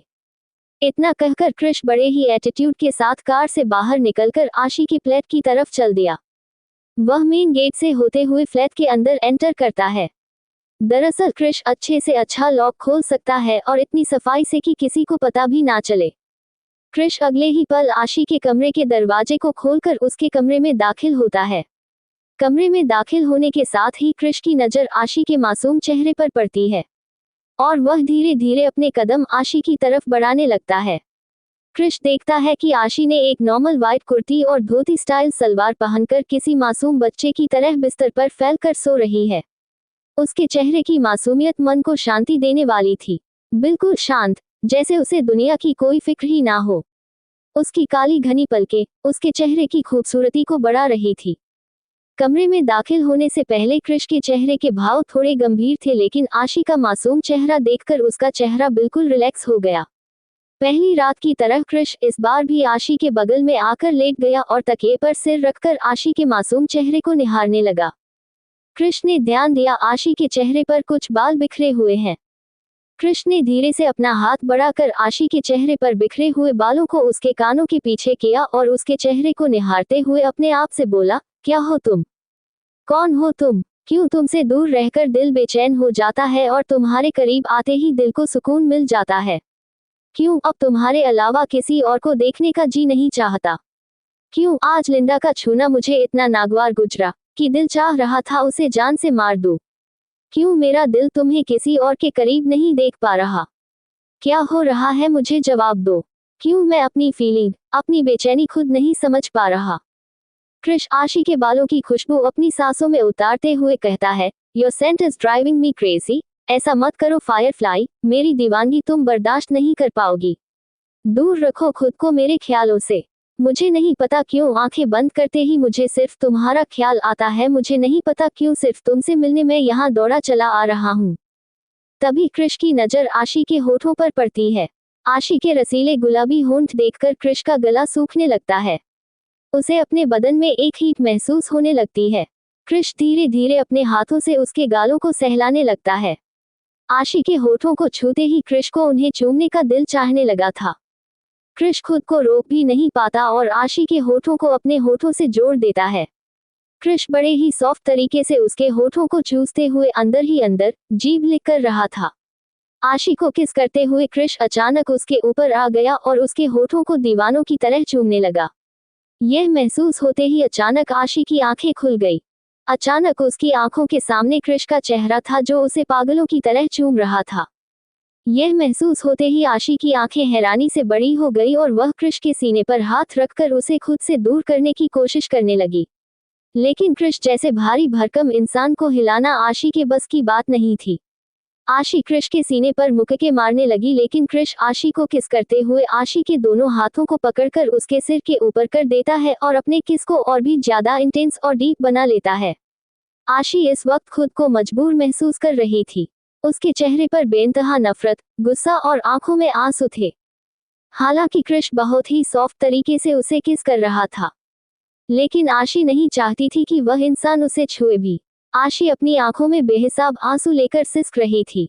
तभी अचानक कृष को होश आता है और वह अपनी आंखें खोलकर आशी के चेहरे की तरफ देखता है। आशी को रोता हुआ देखकर वह उसके हाथों को छोड़ देता है और आशी से थोड़ा सा दूर होता है। अपने आप को फ्री पाकर आंशी झटके से उठकर बेड पर बैठ जाती है और गुस्से में चिल्लाते हुए कृष से बोली, तुम घटिया इंसान, ये क्या बदतमीजी है? क्यों आए हो तुम यहाँ? तुम्हारी हिम्मत कैसे हुई मुझे छूने की? आशी की बात सुनकर कृष एक्सप्रेशनलेस फेस के साथ अपने सिर को अपने हाथों पर रखकर करवट बदलकर आशी की तरफ उसके चेहरे को देखने लगता है और अपने चेहरे पर मिस्टीरियस स्माइल लाते हुए बोला, बदतमीजी? कैसी बदतमीजी? मैंने तो तुम्हारे साथ कोई बदतमीजी नहीं की। मैं तो बस यहाँ तुमसे मिलने आया था। फिर तुम्हारे होठों ने मेरे होठों को अपनी तरफ अट्रैक्ट किया तो मैंने भी उन्हें नहीं रोका और दोनों को मिल जाने दिया। इसमें बदतमीजी कहाँ से आई? और जहाँ तक बात है तुम्हें छूने की, तो मैंने तुम्हें पहले ही बता दिया है कि अब तुम मेरी हो और इस नाते में अपनी चीज को जब चाहे जहाँ चाहे छू सकता हूँ। कृष की एक्सप्रेशनलेस स्ट्रेटफॉरवर्ड बात सुनकर आशी को और गुस्सा आने लगा। वह गुस्से में चिल्लाते हुए बोली, मैं कोई चीज नहीं हूँ, मैं इंसान हूँ। तुमसे किसने कहा मैं तुम्हारी हूँ? तुम्हारा मुझ पर कोई हक नहीं है, समझे तुम? मुझे तो ये समझ नहीं आ रहा तुम मेरे पीछे क्यों पड़े हो? तुम मुझे चैन से जीने क्यों नहीं देते? आशी की बात सुनकर कृष झटके से उठकर बेड पर बैठ गया और आशी के चेहरे के एकदम करीब जाते हुए पूछा, यही तो मैं तुमसे जानना चाहता हूँ, तुम क्यों पड़ी हो मेरे पीछे? क्यों तुम मुझे चैन से रहने नहीं देती? क्यों हर वक्त मेरे ख्यालों में छाई रहती हो? क्यों जब भी आंखें बंद करता हूँ सिर्फ तुम ही दिखाई देती हो? क्यों मेरे ख्वाबों ख्यालों पर तुमने कब्जा कर लिया है?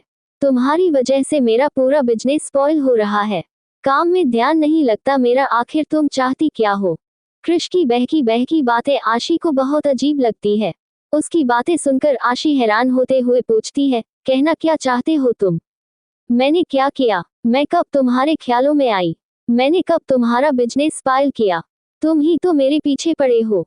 देखो, आई थिंक तुम्हें दिमाग की कोई प्रॉब्लम है, तुम्हें डॉक्टर को दिखाना चाहिए। तुम हर रोज यहाँ आकर खुद भी परेशान होते हो और मुझे भी परेशान करते हो।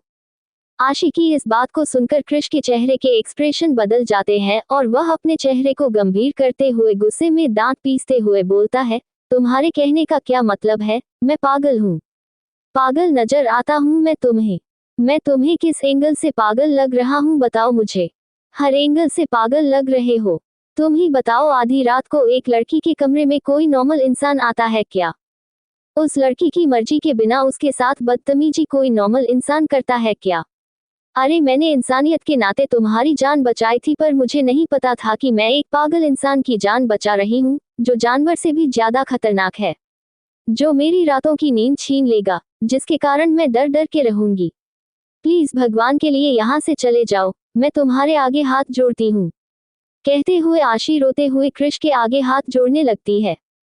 आशी की बात ना जाने क्यों कृष को बुरी लग रही थी। आशी की आंखों में आंसू देखकर उसे अपने दिल में एक अजीब सी चुभन महसूस होने लगी, लेकिन अगले ही पल कृष ने किसी तरह खुद को कंट्रोल करते हुए अपने चेहरे पर डेविल स्माइल लाते हुए आशी के हाथ को पकड़कर एक झटके में अपने करीब लाया और उसकी आंखों में देखते हुए किसी साइको की तरह बोला, ये टॉर्चर नहीं है फायरफ्लाई, यह मेरा अफेक्शन है जिसे तुम चाहो या ना चाहो तुम्हें बर्दाश्त करना होगा।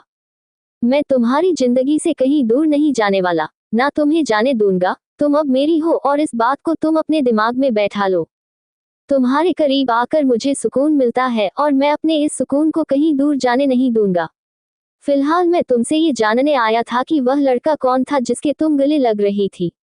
मैंने तुम्हें वार्न किया था ना, किसी के करीब मत जाना, तो क्यों गई तुम उसके करीब फायरफ्लाई? बताओ मुझे, क्या तुम मुझे हल्के में ले रही हो या मुझे इग्नोर करना चाहती हो?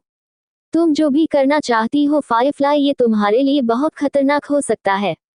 कृष की धमकी सुनकर आशी को बहुत गुस्सा आ रहा था। कोई उसकी लाइफ को कंट्रोल कैसे कर सकता है? आशी ने गुस्से में दांत पीसते हुए कृष को उंगली दिखाकर कहा, वह चाहे जो कोई भी हो, तुम होते कौन हो मुझसे ये पूछने वाले? मेरी लाइफ को कंट्रोल करने वाले और मुझ पर नजर रखने वाले। हाँ, मैंने तुम्हें हल्के में लेने की कोशिश की, हाँ मैंने तुम्हें इग्नोर करने की कोशिश की, क्योंकि तुम मेरी लाइफ में कोई इंपॉर्टेंस नहीं रखते। मैं तो जानती भी नहीं हूँ तुम हो कौन और मेरे पीछे क्यों पड़े हो। मैं सिर्फ इतना जानती हूँ कि यह मेरी लाइफ है और इसे कैसे जीना है वह मैं डिसाइड करूंगी, तुम नहीं समझे तुम। कहते हुए आशी अपना हाथ झटक देती है, जिस हाथ को फिलहाल कृष ने पकड़ रखा था। आशी की बात पर कृष को बहुत गुस्सा आया। आज तक किसी ने भी कृष से इस तरह बदतमीजी से बात नहीं की थी। कृष गुस्से में बेड से खड़ा हो गया और जोर से चिल्लाते हुए बोला, तुम्हारी इतनी हिम्मत कि तुम मुझसे ऊंची आवाज में बात करो? तुम्हारी हिम्मत कैसे हुई मुझे इग्नोर करने की और मुझ पर चिल्लाने की? मैं फिलहाल तुम्हें हर्ट नहीं करना चाहता था फायरफ्लाई, लेकिन तुमने मुझे मजबूर कर दिया। कहते हुए कृष अपनी गन निकाल लेता है और आशी के ऊपर पॉइंट कर देता है। ये देखकर एक पल के लिए तो आशी डर गई, लेकिन अगले ही पल आशी ने खुद को संभालते हुए कृष की आंखों में आंखें डालकर कहा, वरना क्या करोगे? जान से मार डालोगे मुझे? मार दो, मैं मौत से नहीं डरती। 5 साल की उम्र से मौत से बदतर जिंदगी जी है मैंने और अब मौत का खौफ मेरे अंदर नहीं है। इनफैक्ट तुम्हारा टॉर्चर सहने से अच्छा तो मेरे लिए मौत ही है। Come on shoot me, I said shoot मी। कहते हुए आशी जोर से चिल्लाती है। इस वक्त आशी की आंखों में आग नजर आ रही थी, जिसे देखकर कृष हैरान रह गया। आज तक किसी ने भी इतनी दृढ़ता से कृष की आंखों में आंखें डालकर बात नहीं की थी। कुछ पल के लिए तो कृष का दिमाग सन रह गया। आखिर वह कैसे अपने ही हाथों अपनी फायरफ्लाई को मार सकता है? हाँ, अगर यह बात किसी और ने कही होती तो शायद कृष ने अब तक उसे 10 बार शूट कर दिया होता। लेकिन इस वक्त उसकी आंखों के सामने वह लड़की है जो इस वक्त उसके दिल का सुकून बनती जा रही है, जो हर वक्त उसकी आंखों, ख्वाबों और ख्यालों में छाई रहती है। कुछ पल के लिए कृष अपनी ही जगह पर जम गया। उसके हाथ अपने आप उस गन पर ढीले पड़ने लगे, लेकिन अगले ही पल कृष अपने आप को संभालते हुए आशी को धमकी देते हुए बोला, ओह तो तुम्हें मौत से डर नहीं लगता? वेरी गुड, ये तो बहुत अच्छी बात है, क्योंकि मुझे भी डरपोक लोग बिल्कुल पसंद नहीं। लेकिन तुम्हारे साथ रहने वाले लोगों को तो मौत से डर लगता है ना? क्या हो अगर मैं दूसरे कमरे में जाकर तुम्हारे दोस्त समर को शूट कर दूं? क्या हो अगर मैं तुम्हारे दोस्त कैथी और जॉश का एक्सीडेंट करवा दूं? क्या हो अगर मैं इंडिया में रह रहे तुम्हारे अनाथ आश्रम को बम से ब्लास्ट करवा दूं? तुम्हें मेरी ताकत का अंदाजा नहीं है फायरफ्लाई। क्यों ना मैं तुम्हें अपनी ताकत का एक छोटा सा नजराना दिखाऊं? डेमो देखना चाहती हो मेरी जान? चलो तुम्हें लाइव दिखाता हूँ। Get ready to be entertained, firefly. कहते हुए क्रिश अपने मोबाइल पर एक लाइव वीडियो शुरू करता है और झटके से आशी को अपने करीब लाकर उसे पीछे से हग करते हुए अपने हाथों में मोबाइल लेकर आशी के चेहरे के आगे कर देता है। इस वक्त आशी की पीठ क्रिश के सीने से लगी हुई थी। दोनों ही एक दूसरे के बहुत करीब थे। क्रिश आशी को उसी तरह से पकड़े हुए उस वीडियो के स्क्रीन पर जैसे ही कोई मैसेज टाइप करता है, तभी सामने का नजारा देखकर आशी की आंखें हैरानी से बड़ी हो जाती है। उसकी आंखों से आंसू बहने लगते हैं। ऐसा क्या दिखाया क्रिश ने कि आशी की आंखों से आंसू बह गए। आखिर कहां तक जाएगा क्रिश का ये दीवानापन? क्या आशी कर देगी खुद को क्रिश के हवाले? आखिर कब समझेगी आशी क्रिश के एहसास को?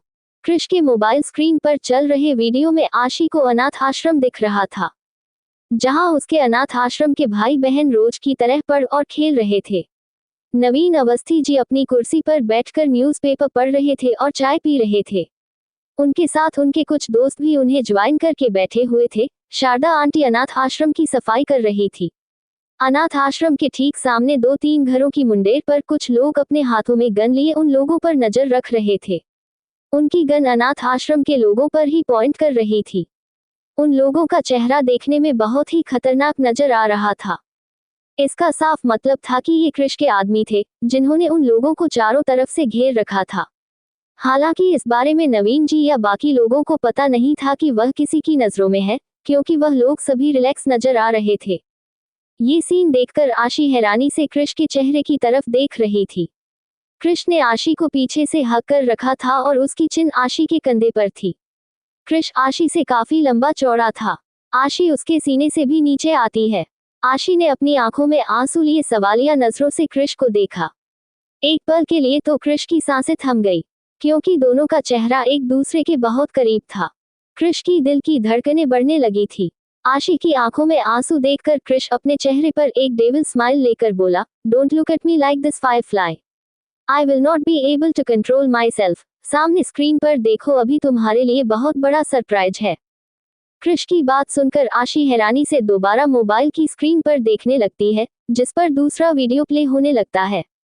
इस वक्त आशी बिल्डिंग के जिस फ्लैट में थी, उसके ठीक सामने वाली बिल्डिंग की छत पर किसी ने लेजर गन समर के कमरे की खिड़की पर पॉइंट कर रखी थी और समर इस वक्त गहरी नींद में सोया हुआ था, इसलिए उसे इस बात का कोई एहसास नहीं था।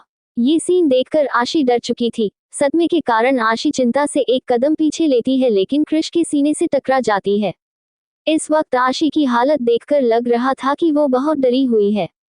क्रिश जो कुछ भी उसे दिखा रहा है वह अंदर ही अंदर आशी को डरा रहा है। क्रिश मुस्कुराते हुए आशी की हालत देख रहा था। वह अपने हाथों से आशी के कंधे सहलाते हुए कहता है, अरे क्या हुआ फायरफ्लाई, इतने में ही डर गई? अभी तो एंटरटेनमेंट शुरू हुआ है फायरफ्लाई। अभी तो तुम्हें और भी बहुत कुछ देखना बाकी है, देखो। कोट कहते हुए क्रिश अपनी मोबाइल की स्क्रीन चेंज करता है, जिसमें दूसरा लाइव वीडियो फुटेज शुरू होता है। इस वक्त रात के लगभग 1:30 बज रहे थे। कैथी और जॉश अपनी मोटरसाइकिल पर शायद किसी नाइट क्लब से आ रहे थे और उनके ठीक पीछे एक ट्रक चल रहा था। उस ट्रक को देखकर आशी समझ चुकी थी कि इसमें भी क्रिश का ही आदमी है। ये नज़ारा देखकर आशी कांप चुकी थी, इससे पहले कि आशी कुछ कह पाती। अचानक उसकी नजरों के सामने एक बहुत ही डरावना मंजर घूम जाता है और आशी की चीख निकल जाती है। नहीं, इस चीख के साथ आशी धड़ाम से जमीन पर गिर जाती है और क्रिश के चेहरे पर एक मिस्टीरियस स्माइल आ जाती है। दरअसल जो ट्रक कैथी और जॉश का पीछा कर रहा था, उसने उन दोनों को टक्कर मार दी थी और दोनों का एक्सीडेंट हो गया था। इसी नज़ारे को देखकर आशी टूटकर बिखर चुकी थी। उसकी आंखों में बेतहाशा आंसू थे। आशी की ये हालत देखकर क्रिश अपने पंजों के बल बैठकर बोला, क्या हुआ फायरफ्लाई, डर गई? डरो मत, ये तो बस एक छोटा सा ट्रेलर था। अगर पूरी पिक्चर देखना चाहती हो तो मुझे बता दो। अभी तुम्हारा इंडिया वाला घर और तुम्हारे दोस्त समर बाकी है। वैसे मुझे लगता नहीं है अब ऐसा कुछ करना पड़ेगा, क्योंकि तुम्हारी हालत देखकर ऐसा लग रहा है कि अब तुम्हें अकल आ गई है। क्रिश की बात सुनकर आशी अपनी आंखों में आंसू लेकर उसके चेहरे की तरफ देखते हुए पूछती है, क्यों कर रहे हो तुम ऐसा? क्या गलती की है मैंने? तुम्हारी गलती ये है फायरफ्लाई कि तुमने मेरी बात को इग्नोर किया। मैंने तुम्हें समझाया था किसी मर्द के करीब मत जाना, लेकिन तुमने मेरी बात नहीं मानी। तुम्हारी गलती ये है कि तुमने मुझसे ऊंची आवाज में बात की। तुम्हारी गलती ये है कि तुम मुझे अपने आप से दूर करना चाहती हो, जो मैं हरगिज बर्दाश्त नहीं कर सकता। ये सब करके मैं तुम्हें ये समझाना चाहता हूँ फायरफ्लाई कि तुम अब मेरी कैद में हो और मेरी मर्जी के बिना तुम कुछ नहीं कर सकती, वरना इसका खामियाजा तुम्हारे दोस्त और तुम्हारी फैमिली को भुगतना होगा। क्रिश आशी की आंखों में आंसुओं को देख रहा था, जिन्हें देखकर ना जाने क्यों उसके दिल में भी चुभन हो रही थी। क्रिश अपने अंगूठे से उसके आंसुओं को पोंछते हुए बोला, डोंट क्राई माई फायरफ्लाई, मुझे तुम्हारी आंखों में आंसू पसंद नहीं है। हाँ, लेकिन अगर तुमने मुझे मजबूर किया तो तुम्हारे आंसुओं का कारण सिर्फ मैं बनूंगा। कोट। आशी ने रोते हुए कहा, तुमने मेरे दोस्तों को मार दिया और तुम कह रहे हो कि मैं रोऊं भी ना। अगर तुम्हें मुझसे इतनी ही नफरत है तो तुमने मुझे क्यों नहीं मार दिया? उन्हें टारगेट क्यों किया? बोलो, जवाब दो मुझे। कहते हुए आशी जोर जोर से रोने लगी। तभी क्रिश गुस्से में चिल्लाते हुए बोला, शट अप फायरफ्लाई, रोने की जरूरत नहीं, कुछ नहीं हुआ है उन्हें।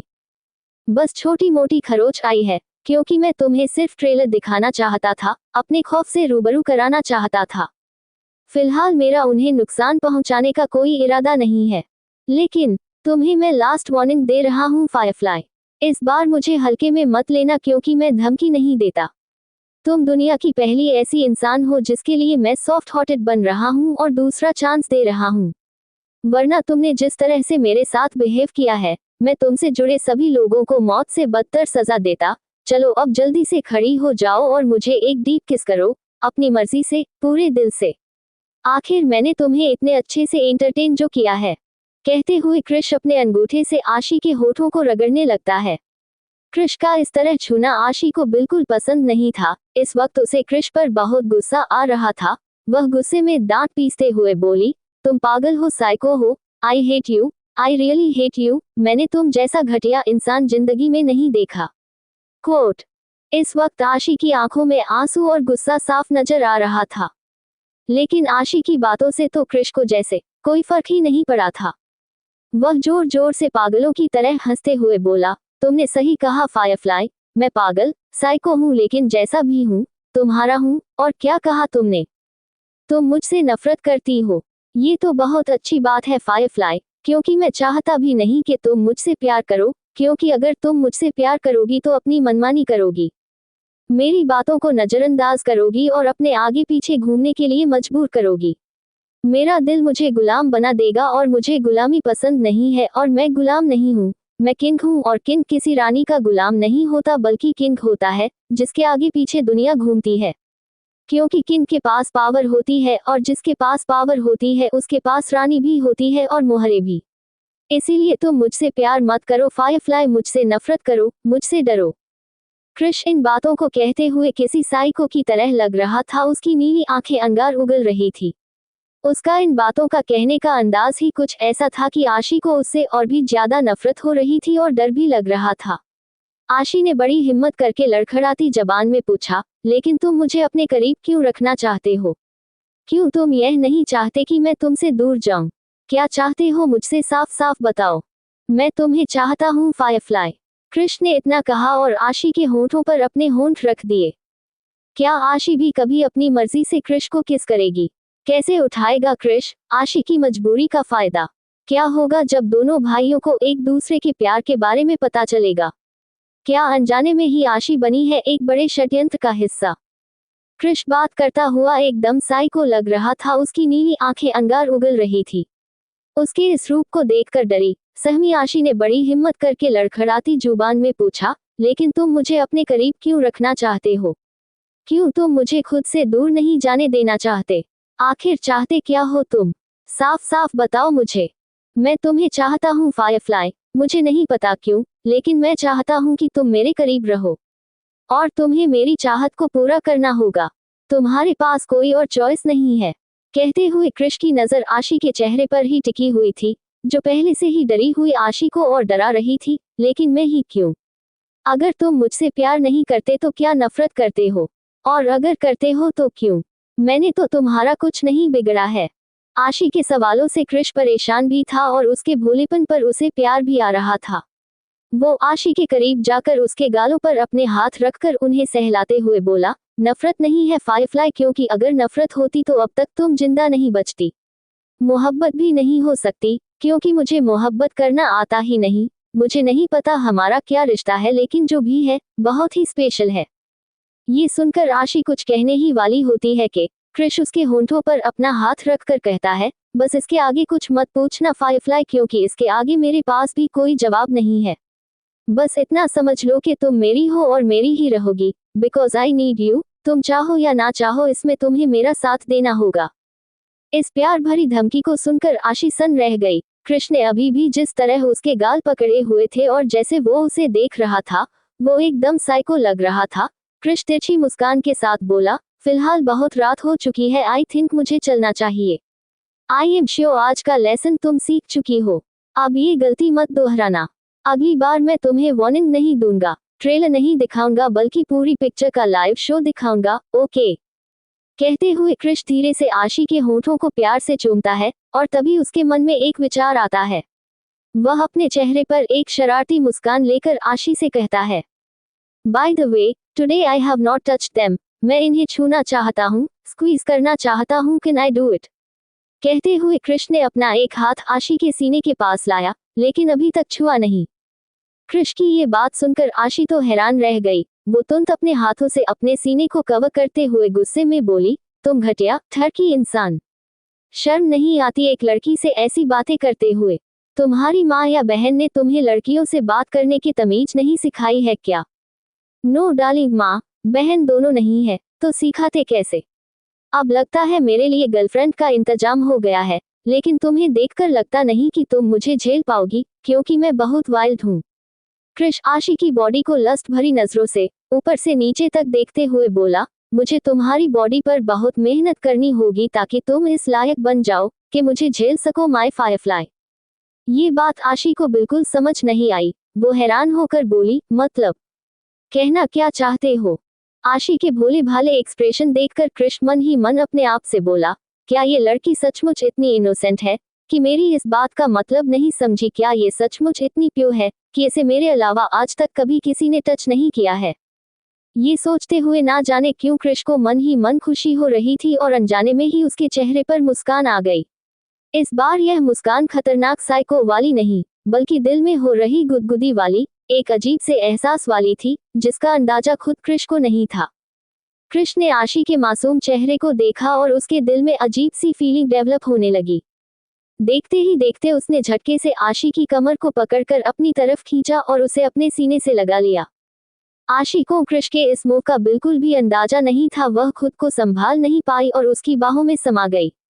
कृष्ण ने आशी को अपनी बाहों में समेटे हुए धीरे से उसके कानों के पास जाकर कहा, मतलब अब तुम्हें धीरे धीरे कली से फूल बनना होगा फायरफ्लाई। मुझे पता है तुम्हें इसका मतलब समझ नहीं आएगा क्योंकि तुम बहुत इनोसेंट हो, बट यू डोंट वरी, मैं तुम्हें धीरे धीरे सब सिखा दूंगा। अब तुम मेरी जिम्मेदारी हो, बहुत जल्द हम इसका प्रैक्टिकल शुरू करेंगे। आशी बड़े ध्यान से कृष्ण को सुन रही थी, लेकिन उसे कुछ भी समझ नहीं आ रहा था। वह तो बस इतना जानती थी कि कृष्ण के करीब होने से उसे थोड़ा अनकंफर्टेबल फील हो रहा है। उसका दिल रोलर कोस्टर की तरह उछाल मार रहा है, उसकी सांसें भारी हो रही है और कुछ यही हाल कृष्ण का भी था। आशी अपने दिल की फीलिंग को समझ नहीं पा रही थी। वह किसी तरह कृष्ण के हाथों से खुद को छुड़ाते हुए उससे थोड़ा दूर होकर बोली, प्रैक्टिकल करेंगे मतलब? अगर तुम मेरे असाइनमेंट की बात कर रहे हो तो मैं तुम्हें बता दूं, वो मैंने पहले ही कंप्लीट कर लिया है, इसलिए थैंक्स लेकिन नो थैंक्स हो। ऐसा कहकर आशी नाक सिकोड़ लेती है। कृष्ण आशी की मासूमियत भरी बातें सुनकर हैरान था और उसकी क्यूटनेस से अट्रैक्टेड भी। आशी कुछ न कुछ बोलते जा रही थी और कृष्ण उसके मुलायम होंठों को देखकर बस उसे खामोश करने के लिए उसके होठों से अपने होंठ जोड़ देता है और उसे अपनी बाहों में जकड़कर उसे बेहिसाब चूमने लगता है। हैरान होकर आशी खुद को कृष्ण की बाहों से छुड़ाने की कोशिश कर रही थी, लेकिन कृष्ण को उसकी छटपटाहट में भी मजा आ रहा था। लिंडा के साथ या किसी भी और लड़की के साथ कृष्ण जितना एग्रेसिव होता, उसका मजा उतना ही बढ़ जाता। कृष्ण की पकड़ उस पर मजबूत होती जा रही थी। वह धीरे धीरे अपने होश खो रहा था। वह अब उसे हासिल करने के लिए बेचैन हो गया था। वो आशी के सारे कपड़े फाड़कर उसके पूरे बदन पर अपने प्यार के दर्दनाक निशान दे देना चाहता था और आशी की दर्द भरी चीखों और सिसकियों से अपना मजा चौगुन करना चाहता था। लेकिन फिलहाल के लिए उसने ये सब करना ठीक नहीं समझा। वो मासूम भूली भाली आशी को, जिसको आज तक किसी ने नहीं छुआ, वो उसकी खूबसूरती के रस को एक अलग तरह से चूसना चाहता था, बिल्कुल इत्मीनान से। वह बड़ी मुश्किल से खुद को कंट्रोल करते हुए लगभग 10 मिनट बाद आशी के होठों को अपने होठों से आजाद करता है। अलग होते ही आशी कृष को गुस्से में घूर रही थी, लेकिन कृष तो उसके मासूम चेहरे में ही खोया हुआ था। अब उसे आशी के गुस्से पर भी प्यार आ रहा था, इस बात का एहसास शायद खुद कृष को भी नहीं था। कृष आशी के मासूम चेहरे को देखते हुए बड़े ही प्यार से उसके होठों को, जो इतनी जोर से चूमने के कारण और भी लाल हो चुके थे, अपने अंगूठे से रगड़ते हुए बोला, बहुत बोलती हो तुम फायरफ्लाई और बहुत मासूम हो, लेकिन अपनी इस मासूमियत का जाल मुझ पर मत बिछाओ। मैं इसे बर्दाश्त नहीं कर पाऊंगा, मेरे दिल की धड़कन बंद हो जाएगी। इससे पहले कि मैं तुम्हारी मासूमियत का दीवाना बन जाऊं, अपने आप को कंट्रोल कर लो, क्योंकि मेरी दीवानगी तुमसे बर्दाश्त नहीं होगी। कृष बिना एक पल गवाए उस कमरे से बाहर निकल जाता है, क्योंकि अगर अब वह एक पल भी वहां ठहरता तो वह खुद नहीं जानता कि वह क्या कर जाएगा। वह बस ये जानता था कि वह जितना ज्यादा खुद को कंट्रोल कर रहा है, उतना ही आशी को पाने के लिए उसका मन आउट ऑफ कंट्रोल हो रहा है। आखिरकार कृष वहां से चला गया। आशी को जितना गुस्सा आ रहा था, उतना ही वह कृष की बातों को सोचकर हैरान भी थी कि आखिर यह इंसान है क्या चीज। खुद भी कंफ्यूज है और उसे भी कंफ्यूज कर रहा है। आशी नाक चढ़ाकर और मुंह बनाकर उसे गाली देते हुए बोली, कुत्ता, कमीना, जानवर, जंगली सांड कहीं का, जब देखो तब मुंह उठाकर चला आता है।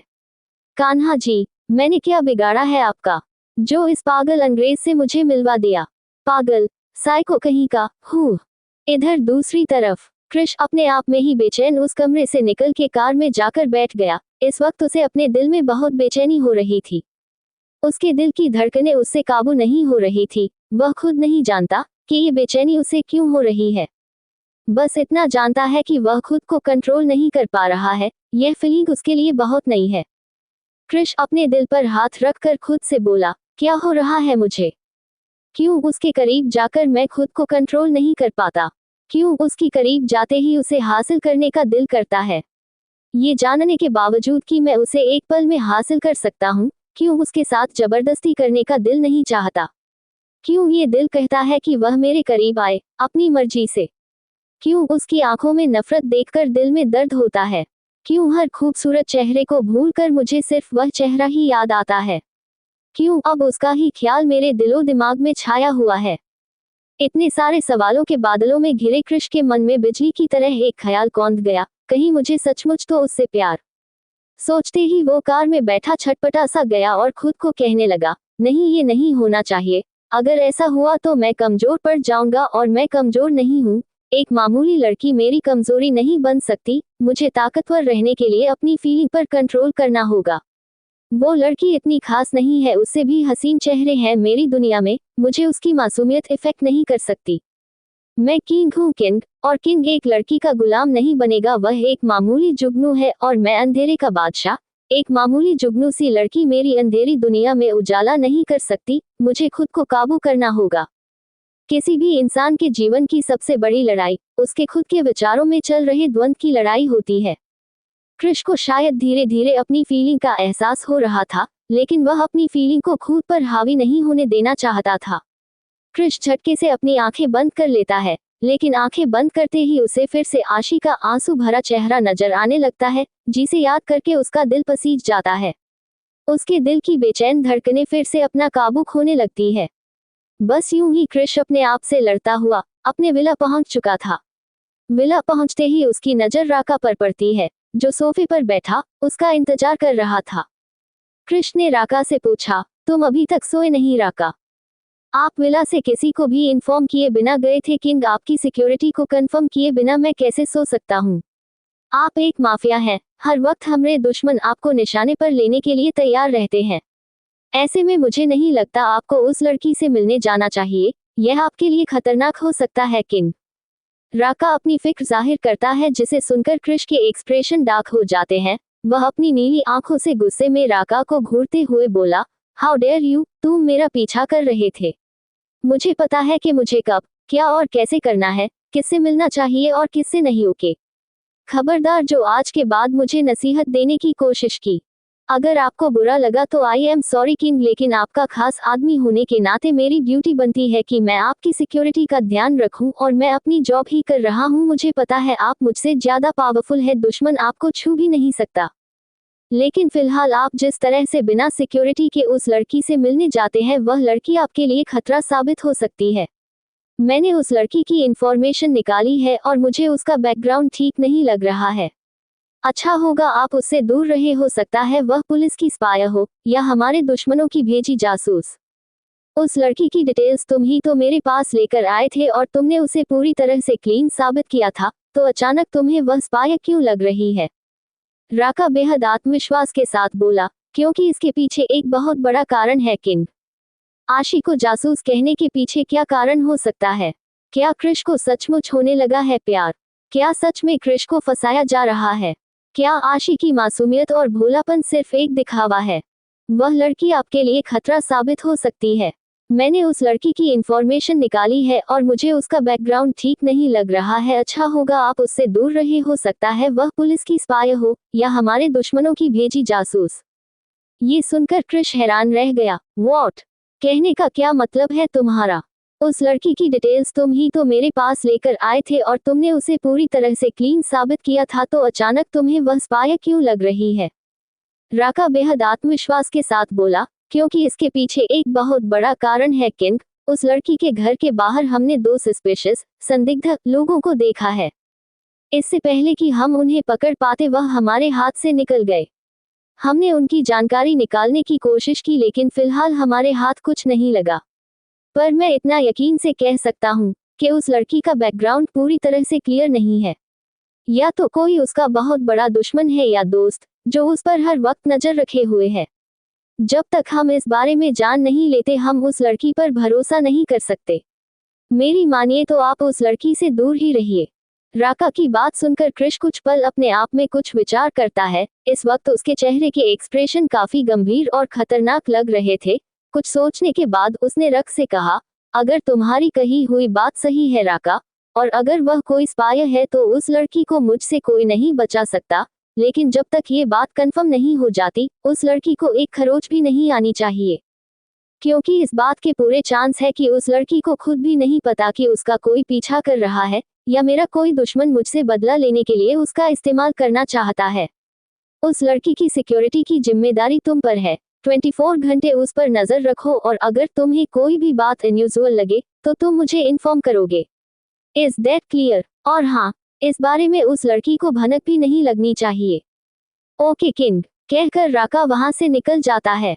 राका के जाने के बाद क्रिश अपने कमरे में आता है। वह जैसे ही बिस्तर पर बैठता है, उसकी नजर आशी के दुपट्टे पर पड़ती है। क्रिश आशी के दुपट्टे को अपने हाथ में लेकर उसे देखते हुए खुद से बोला, अगर तुम्हारी मासूमियत एक छलावा है फायर फप्लाई और तुम कोई स्पाई हो, तो तुम्हें मुझसे कोई नहीं बचा पाएगा, क्योंकि मुझे धोखेबाजों से नफरत है। तुम चीज क्या हो, ये तो मैं पता लगा कर रहूंगा। बस भगवान से दुआ करो तुम गलत साबित ना हो, वरना मैं खुद नहीं जानता तुम मेरी अंधेरी दुनिया में कहाँ गायब हो जाओगी। अपनी बात कहकर क्रिश खुद में बहुत बेचैनी महसूस कर रहा था। वह अपनी शर्ट के बटन खोलकर शार्ट सोफे पर फेंककर एक सिगार लेकर बालकनी में खड़ा हो जाता है। इस वक्त आसमान में पूरा चांद था, जिसकी रोशनी उसकी मस्कुलर बॉडी पर पड़ रही थी। नीली आंखें चांद की रोशनी में चमक रही थी, चेहरे पर गंभीर एक्सप्रेशन थे। वह सिगार का कश लेते हुए अपने आप से बोला, अब तुम्हारे बारे में जानने के लिए मैं और उतावला हूँ फायरफ्लाई। कहते हुए वह अपनी आंखें बंद कर लेता है और उसे आशी का मासूम चेहरा नजर आने लगता है। धीरे धीरे पूरी रात यूं ही बीत जाती है। क्रिश को पहले से ही नींद न आने की बीमारी थी, इसलिए नींद तो उसकी आंखों में दूर दर तक नहीं थी। आशी के करीब रहकर उसे सुकून मिलता था, लेकिन राका की बताई बातों से आज वो सुकून भी खो चुका था। अगली सुबह आशी की नींद पूरी नहीं हुई थी, लेकिन आज संडे है, इसलिए वह थोड़ा देर तक सोई। समर सुबह उठते ही जॉगिंग के लिए चला गया था। वापस आकर उसने ब्रेकफास्ट रेडी किया और तकरीबन 8 o'clock बजे आशी को जगाने के लिए उसके कमरे में गया। आशी उठ गई और फ्रेश होकर नीचे डाइनिंग एरिया में ब्रेकफास्ट करने आई। ब्रेकफास्ट करते हुए वह दोनों बातें कर रहे थे, तभी समर ने आशी से पूछा, आशी तेरा कल का दिन कैसा रहा और तुझे यहाँ आकर कैसा लग रहा है? लगभग 1 महीना हो चुका है तुझे अमेरिका आए हुए। आशी ने मुस्कुराते हुए बताया, सब ठीक है, यहाँ कॉलेज में मेरे कुछ दोस्त भी बने हैं और यहाँ के लोग भी ठीक ठाक है। तभी आशी की नजर घड़ी पर पड़ी और वह चिल्लाते हुए बोली, अरे बाप रे, 9 o'clock बज गए। समर के बच्चे, तू मुझे पहले नहीं जगा सकता था? समर हैरान होते हुए बोला, अरे लेकिन बात क्या है, तूने मुझे बताया ही नहीं कि तुझे जल्दी उठाना है। आशी जल्दी से कमरे की तरफ भागते हुए बोली, अरे मुझे जल्दी से रेडी होना है। मैंने पार्ट टाइम जॉब के लिए एक कॉफी शॉप में बात की थी और आज मेरा पहला दिन है। इतना कहकर आशी जल्दी से कमरे में गई और अच्छे से रेडी होकर नीचे आई। समर हॉल में क्लीनिंग कर रहा था। उसकी नजर जब आशी पर पड़ी तो वो उसे ऊपर से नीचे तक देखते हुए बोला, आशी तू जॉब के लिए जा रही है या डेट के लिए? तू इन कपड़ों में जॉब पर जाएगी? समर की बात सुनकर आशी ने खुद को देखा और मुंह बनाते हुए कहा, हाँ मैं इन्हीं कपड़ों में जॉब पर जाऊंगी। क्या हुआ, कोई प्रॉब्लम है क्या? समर ने मुस्कुराते हुए बताया, इन कपड़ों को देखकर ऐसा लग रहा है तू अपनी सहेली की एंगेजमेंट पार्टी में जा रही है। दरअसल आशी ने इस वक्त पीले रंग का अनारकली सूट पहना था और हमेशा की तरह बालों की फ्रंट चोटी और चेहरे पर बिखरे हुई कुछ लंटे, माथे पर बिंदी, हाथों में चूड़ियां और चेहरे पर एक बड़ी सी मुस्कान थी। समर की बात सुनकर आशी मुंह बनाते हुए बोली, अरे लेकिन मैं जॉब पर जा रही हूँ, वहाँ अच्छा लगना भी तो जरूरी है ना। आशी की मासूमियत देखकर समर हंसते हुए बोला, आशी ये हमारा इंडिया नहीं है, अमेरिका है। कम से कम तू जीन्स टॉप तो पहन, वह तुझे ज्यादा कंफर्टेबल रहेगा। जीन्स का नाम सुनकर आशी मुंह बनाते हुए बोली, चाहे इंडिया हो या अमेरिका, जो बात इंडियन कपड़ों में है वह अंग्रेजी कपड़ों में कहाँ है। मुझे तो यही पसंद है, इसलिए मैं यही पहन कर जाऊंगी। फिलहाल मैं चलती हूँ, पहले दिन लेट नहीं होना मुझे। कहकर आशी जल्दी से फ्लैट से बाहर निकल गई और बस स्टैंड पर आकर बस का वेट करने लगी। थोड़ी ही देर में आशी कॉफी शॉप में थी जहां उसने दिन भर बहुत अच्छे से काम किया। कार्तिक ने पर्सनली उसे कॉफी बनाना और सर्व करना सिखाया। उसने अपनी कॉफी शॉप की ऑफिशियल ड्रेस के रूप में आशी को सिर्फ एप्रन दी थी, क्योंकि आशी ने उसे बताया था कि वह वेस्टर्न ड्रेस नहीं पहनेगी और कार्तिक को भी उससे कोई प्रॉब्लम नहीं थी। शाम को छुट्टी के वक्त कार्तिक ने उसे घंटों के हिसाब से पैसे दे दिए। यह आशी की मेहनत की पहली कमाई थी जिसे लेकर आशी बहुत खुश थी। कार्तिक ने आशी को 1 घंटे के $25 दिए थे। आशी ने इन पैसों को जब इंडियन रुपए में कैलकुलेट किया तो उसे 2000 रुपीज मिले थे, जो देखकर वह बहुत खुश थी क्योंकि यह उसके लिए बहुत बड़ी रकम थी। भैया कल मेरा कॉलेज है, इसीलिए कल मैं थोड़ा देर से आऊंगी। यह मेरी लाइफ की पहली कमाई है, इसीलिए आपका बहुत बहुत थैंक यू। आशी खुशी खुशी कार्तिक का धन्यवाद करके वहां से निकल गई। उसके चेहरे की मुस्कान देखकर कार्तिक भी खुश था।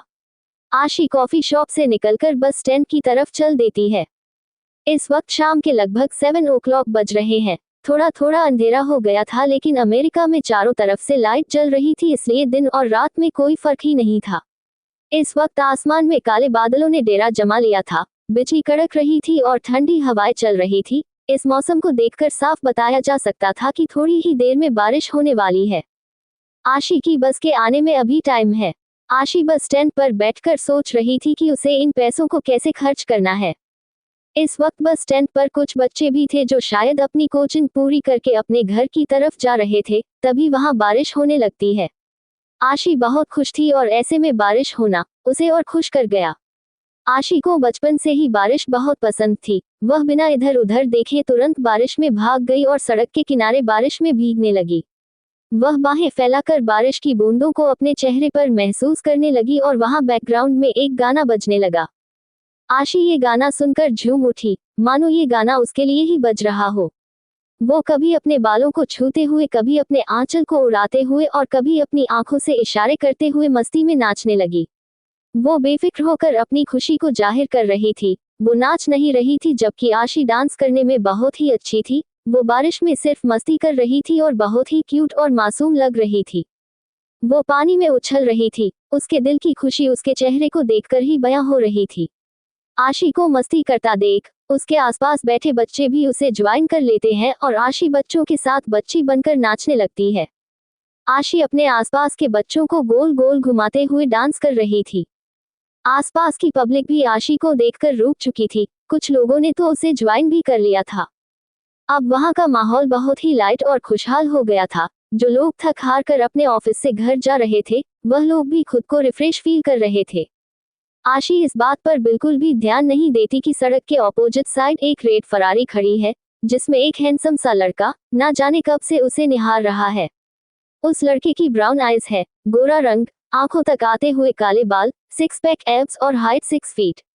दिखने में बहुत ही ज्यादा हैंडसम, अट्रैक्टिव और डैशिंग। आंखों पर ब्लैक शेड्स, 3 पीस सूट और एक्सपेंसिव वॉच, साथ ही साथ चेहरे पर ढेर सारा एटीट्यूड। उस लड़के के चेहरे पर एक मिस्टीरियस स्माइल है और वह भी पलकें झपकाए बगैर एकटक सिर्फ आशी को देख रहा है। वह चाहकर भी आशी से अपनी नजर नहीं हटा पा रहा था। देखते ही देखते वह इंसान अपनी कार से निकलकर सड़क पार करते हुए आशी की तरफ अपने कदम बढ़ा देता है और इस बात से अनजान आशी अपनी मस्ती में झूम रही है। गाना खत्म होते ही आशी उन बच्चों के साथ उछलकर जोर जोर से ताली बजाने लगती है। उसके गालों पर पड़ने वाले डिंपल उसे बहुत ही ज्यादा क्यूट बना रहे थे। इधर दूसरी तरफ वह लड़का मदहोशी में आशी की तरफ बढ़ता जा रहा था कि अचानक उसके आगे से एक बस निकली। उस बस के जाते ही वह अपने कदम दोबारा आशी की तरफ बढ़ाता है, लेकिन वह देखता है वहां आशी नहीं है।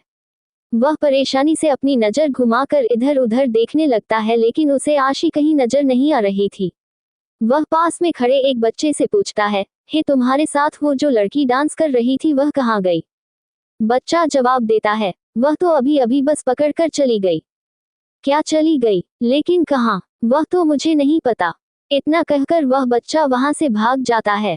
वह हैंडसम लड़का अपने बालों में हाथ फेरते हुए बोला, कौन हो तुम मिस क्यूटी? आज हमारी मुलाकात नहीं हो पाई, लेकिन बहुत जल्द होगी। कहते हुए वह लड़का अपने मोबाइल से किसी को कॉल करता है, हेलो लकी, मुझे एक लड़की की डिटेल चाहिए, नाम पता कुछ नहीं मालूम, बस इस वक्त हाईवे 89 पर खड़ी थी, जल्द से जल्द पता लगाओ। फिर वो फोन कट करके मोबाइल वापस पॉकेट में रखते हुए अपने आप से कहता है, अब तुम मेरी पहुंच से ज्यादा दूर नहीं हो मिस क्यूटी। आखिर कौन है ये लड़का और क्यों ढूंढ रहा है यह आशी को? इस नए किरदार के साथ ये कहानी एक नया मोड़ लेने वाली है। ऐसी ही डार्क रोमांटिक कहानी आगे सुनने के लिए चैनल को लाइक सब्सक्राइब करो ताकि अगले पार्ट का नोटिफिकेशन आपके पास सबसे पहले पहुंचे। धन्यवाद।